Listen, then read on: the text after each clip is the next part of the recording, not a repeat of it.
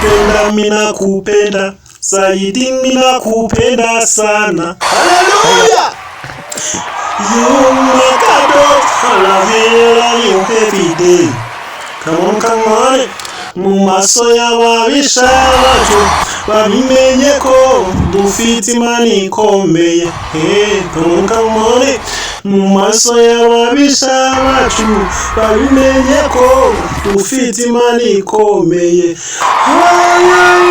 Tunahamagara hano tukavugana nayo mu bibazo tubana nayo. Imana yacu ntabwo ari nk'abantu duhorana nayo, twirwana nayo, tuvugana nayo, tukagendana nayo.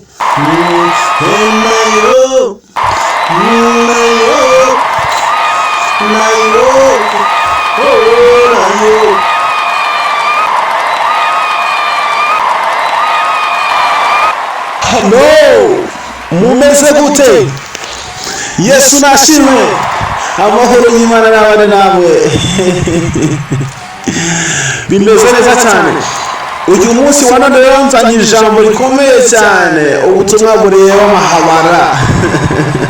Bantu bavuye ku Mana bakumva yuko barenze bakarenga n'iwabo. Hari ukuntu wumva kurenza ukarenga n'iwanyu, ukarenga famiye zawe, ukarenga abakunzi bawe, ukarenga abana bawe, nawe ubwawe ukirenga, ugatakaza igihe cyawe muri iyi si.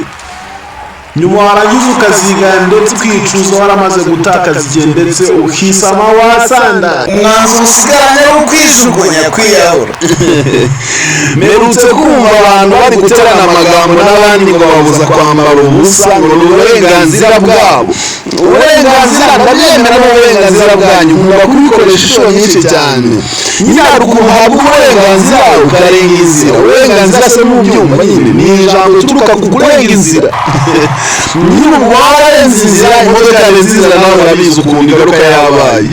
Ubushwambaga. Haleluya, shima Imana wari bora gufashwa ugarutse bataragushwanya gusa.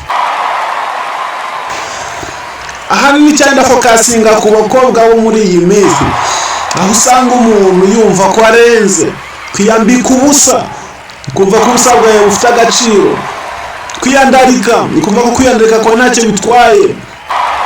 Isi niko iteye, isi iragushuka ariko isi nikonsa, uzajya ukurura cyane umenya hazaza. Ubusa bwawe ni ubusanzwe. Usanzwe ute? Umuco w'iwanyu warawibagiwe, wataye gakondo abazungu barakuganza. Ababyeyi bawe wabateye agahinda, imuhira iwanyu warahibagiwe. Wataye korari wibera mu tubariyo, amageto menshi urayazenguruka, amatwi amazuru urapfumuza unyereza imisatsi, utoje n'ingendi ikibuno uracogosa.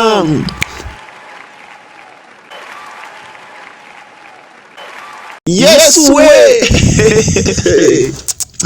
wiyambike kukwenda mazina amazina yako, ubwambure bwawe wabuteye agahinda. Garuka mu mwuka waba mu mubiri, kuko habeza tumaze kwibagirwa. Iyo ubuzima bugoye ntibubona inshuti nyayo, abo bose bagusekera, bagusekera niko bagenda babebera. Ubuzima bugoye ntibubona inshuti nyayo, abo bose bagusekera, bagusekera n'umuza kugusezera, basezera babebera. Iyo SMS rero abakobwa mwese muri rusange mwananiranye. Ndabakangura kugira ngo mugaruke mu gakiza, mwese mwiteke Imana, mwongere mwakire Yesu Kristo mu mwami n'umukiza mu bugingo bwanyu kugira ngo muzabe ubugingo buhoraho. dore benshi cyane turi kugenda dutakaza ubuzima, abantu benshi cyane bari kugenda bava mu mubiri, turi kubona benshi barenze ndetse n'abakomeye.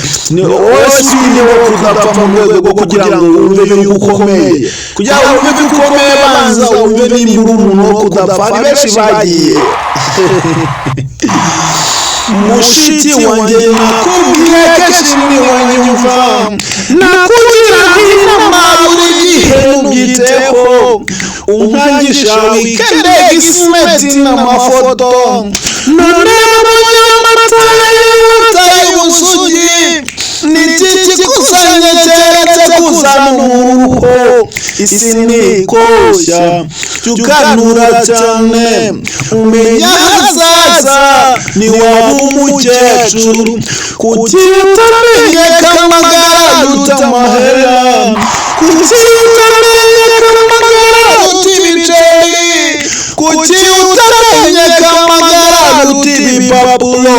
Isi nikosa tukurura cyane, umenya hazaza ni waba umukecuru. Isi nikosa tukurura cyane, umenya hazaza ni waba umukecuru. Isi nikoshya yukanura cyane, ureba hazaza numara gusaza.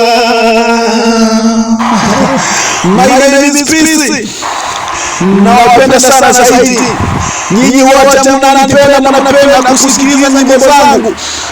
Asanteni sana na washukuru, Mungu awapatie bahati sana zaidi. Uyu munsi wa none nishimiye guterana namwe ndetse no gutaramana namwe. Gumana nanjye muri iki gitaramo kimeze neza cyane cyo kuramya no guhimbaza Imana.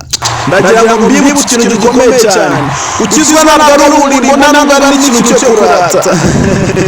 Muri iyi minsi ndi kugenda mbona ariko wari wahura n'umuntu ukijijwe, ari umuntu ufite agakiza ariko yuzuye imbaraga z'abadayimoni. Kuri status wa posting ijambo ry'Imana, mu mvugo zakubwira imirongo muri Bibiliya, ariko ugasanga ni ikinyamaswa kigendera n'ubundi nta gakiza kamurimo. Abo rero nibo badukoze muri iyi minsi, aho usanga abantu bari kuvuga ko abakozi b'Imana n'undi bose nta kigenda, kubera abo bantu babi batwishemo. Kuri status arapostinga ijambo ry'Imana, Yobu agapostinga Dawidi, agapostinga ba Yesaya, agapostinga rwose imirongo y'imariye kuri status, cyangwa se kuri Instagram, cyangwa se kuri Twitter, cyangwa se kuri Facebook ndetse n'izindi mbuga zitandukanye.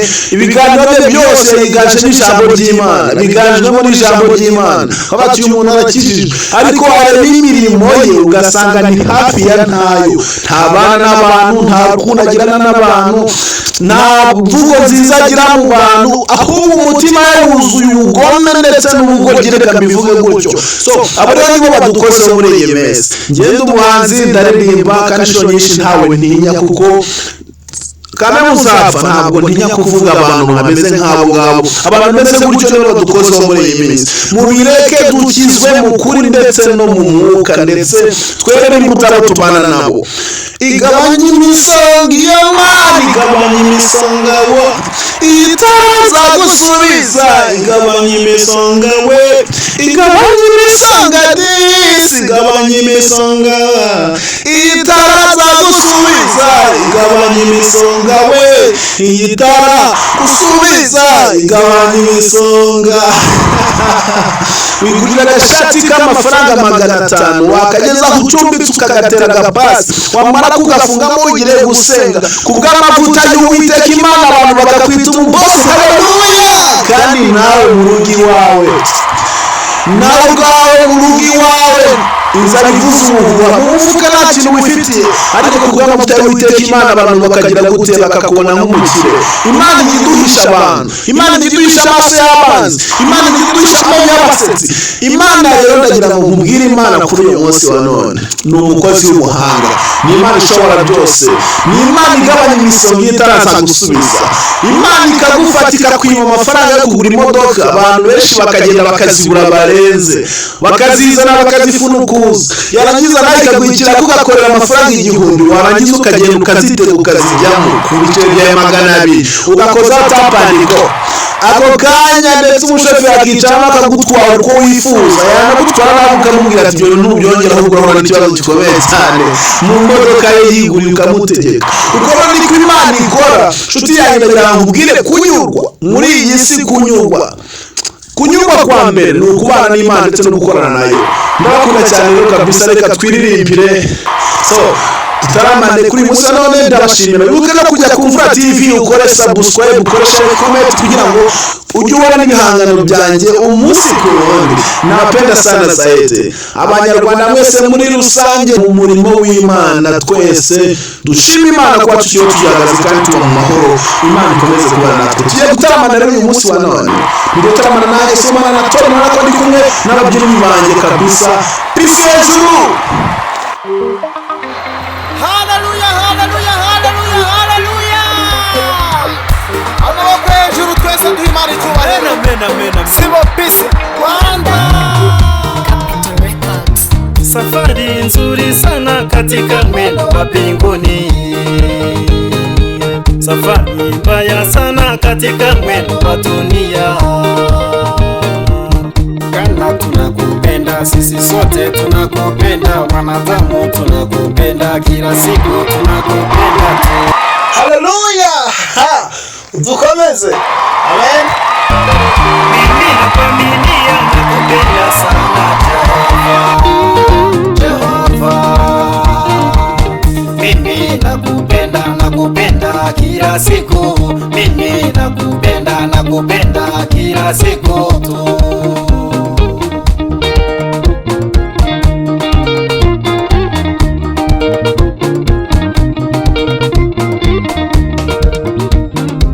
Umutima wanje ni wowe wifuza mana Jehova. Intambara niyo sasa sinzitinya Jehova. Uhindura amateka bikagaragara, imibabaro yanjye niwayinaniwe. Uhindura amateka bose bareba, imibabaro y'umuntu niwayinanirwa. imibabaro y'umuntu niwayinanirwa. imibabaro y'umuntu niwayinanirwa. Uwiteka Imana irakomeye. Imana irakomeye. Dukomeze.